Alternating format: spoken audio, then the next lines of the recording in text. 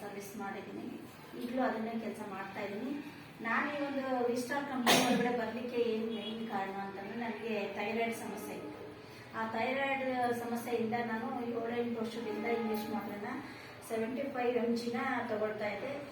ಆ ಒಂದು ಸಮಸ್ಯೆಯಿಂದ ಇವತ್ತು ಥೈರಾಕಾಫ್ ಮತ್ತು ನೋನಿ 2 ಪ್ರಾಡಕ್ಟ್ ತಗೊಂಡ್ಮೇಲೆ ನಾನು ಸಂಪೂರ್ಣವಾಗಿ ನಾರ್ಮಲ್ ಆಗಿದೆ. ಮತ್ತು ಇಂಗ್ಲೀಷ್ ಮಾತ್ರನ ಬಿಟ್ಟು ಇದನ್ನು ಬಿಟ್ಬಿಟ್ಟು ಈಗ ಆರೋಗ್ಯವಾಗಿ ಚೆನ್ನಾಗಿದ್ದೀನಿ.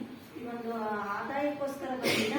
ಈ ಆರೋಗ್ಯ ಸರಿಯಾದ್ಮೇಲೆ 4 ಜನ ಈ ಥರ ಆರೋಗ್ಯದಿಂದ ನಡುತ್ತಿರಲ್ಲ, ಅವರಿಗೆ ಆ ಒಂದು ಆರೋಗ್ಯ ಕೊಡಿಸ್ಬೇಕು. ಮತ್ತೆ ಎಷ್ಟೋ ಜನ ಜಾಬ್ ಇಲ್ಲದೆ ಇವತ್ತು ಪರದಾಡ್ತಾರೆ. ಅಂಥವ್ರಿಗೆಲ್ಲ ಜಾಬ್ ಆಪರ್ಚುನಿಟಿಯೂ ಇಲ್ಲಿ ಆದಾಯ ಜೊತೆಗೆ ಆದಾಯನ ಕಳಿಸ್ಕೊಡ್ಬೋದು. ಜಾಬ್ ಮಾಡಿಕೊಂಡು ಬೇರೆ ಒಂದು ಜಾಬ್ ಮಾಡ್ತಾ ಇದ್ರು ಇದನ್ನು ಪಾರ್ಟ್ ಟೈಮ್ ಆದರೂ ಮಾಡಿಕೊಂಡು ಅವರ ಆದಾಯನ ಇಂಪ್ರೂವ್ಮೆಂಟ್ ಮಾಡಿಕೊಂಡು ಲೈಫ್ ಸ್ಟೈಲ್ ಚೇಂಜ್ ಮಾಡ್ಬೋದು ಅನ್ನೋ ಒಂದು ಕಾನ್ಸೆಪ್ಟ್ ಇಟ್ಕೊಂಡು ಬಂದಿದ್ದೀನಿ.